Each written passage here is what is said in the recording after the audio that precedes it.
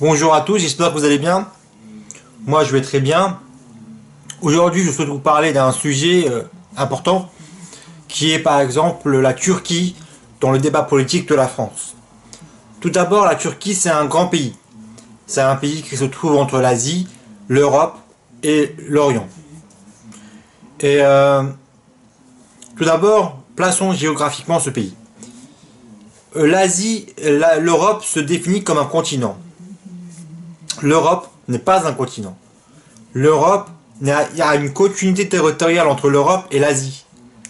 Et la Turquie se trouve entre cette continuité territoriale entre l'Europe et l'Asie. Donc quand certaines personnes parlent de l'Europe comme si c'était une île et que c'était coupé du monde, et comme si que l'Europe était un continent, alors que l'Europe n'est pas un continent, c'est juste l'Eurasie. C'est un grand continent. En fait, ce continent s'appelle l'Eurasie. Ce continent qu'on appelle l'Eurasie, euh, c'est un très grand continent. Tout à l'est, il y a la Chine, il y a le Japon, et tout à l'ouest, il y a la France et à l'Angleterre. Et la Turquie se trouve entre ces continents, comme la Russie. C'est un endroit de passage obligatoire. Et donc l'Europe qui se définit comme un continent, comme quelque chose qui est coupé du monde, en réalité ne l'est pas.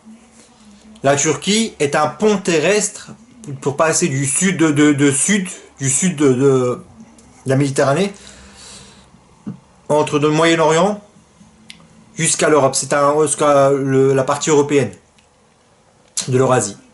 Et c'est un passage obligatoire avec le Bosphore. Donc, quand il y a par exemple des guerres, par exemple en Irak, en Syrie, ça fait des réfugiés. Et ces réfugiés sont obligés de passer par la Turquie. Ça veut dire que la Turquie n'envoie pas de personnes. Ces personnes-là passent par la Turquie parce que c'est des guerres qui sont provoquées par les pays, par l'Amérique par exemple, qui a fait des guerres. Et la guerre en Irak, la guerre en Afghanistan, ces réfugiés viennent de ces pays-là, essentiellement des pays qui sont en guerre. Donc accuser la Turquie des réfugiés a aucun sens, ça n'a pas de sens. Vous accusez la Turquie parce que les Français cherchent un bouc émissaire et essayent d'accuser la Turquie, mais c'est pas la Turquie qui a causé ces guerres, c'est bien les États-Unis, les Amériques. Donc quand on accuse des pays et qui sont aussi victimes d'immigration illégale, qui est par exemple la Turquie est actuellement submergée de migrants qui arrivent justement des pays du Syrie, d'Irak, d'Afghanistan, qui vient majoritairement de ces pays-là, et d'autres pays en Afrique, et qui passent par la Grèce, qui sont obligés à un passage obligatoire par la Grèce.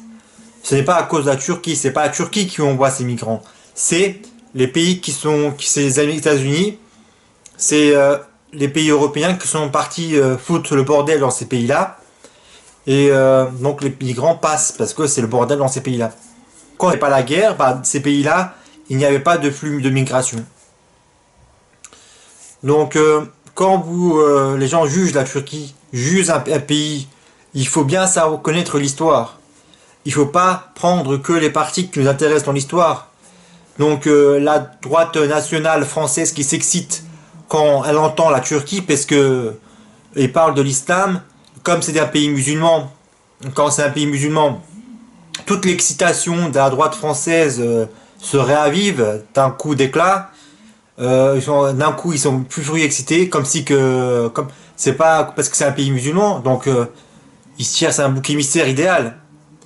Mais c'est pas à cause de nous, c'est à cause des pays américains, des pays occidentaux, des pays européens qui sont partis faire la guerre au sud, qui sont partis faire la guerre en Irak, en Syrie, en Afghanistan. Et c'est à cause de ça que les Syriens arrivent. Et c'est à cause de ça que les Afghanistan arrivent. Et voilà, et c'est à cause de ça, par exemple, qu'aujourd'hui les Ukrainiens arrivent en Europe. C'est à cause de la guerre. Tout d'abord, on va mettre ce point-là. Après, deuxièmement, l'insécurité en France n'est pas due à la Turquie. Ça veut dire que quand il y a des agressions qui se font en France, toute la sécurité qui se fait en France, donc la Turquie ne va pas envoyer des gens, plutôt elle régule. Par exemple, il y a eu un couple dans les médias qui sont eu un passeport, qui sont fait un passeport qui a été volé, des couples de Français qui a voulu voyager en Turquie. Et justement, avant de venir, ils avaient un passeport qui a été volé, mais ce passeport a servi pour passer en Irak, en Irak et en Syrie. Et ils ont été arrêtés en Turquie parce que la Turquie est un pays qui contrôle ses frontières, qui contrôle ses frontières et contrôle ses passeports. Donc voilà, ce n'est pas à cause de la Turquie, c'est à cause des guerres qui sont faites dans ces pays-là, qui sont provoquées par les États-Unis, les pays européens et certains pays européens et les États-Unis.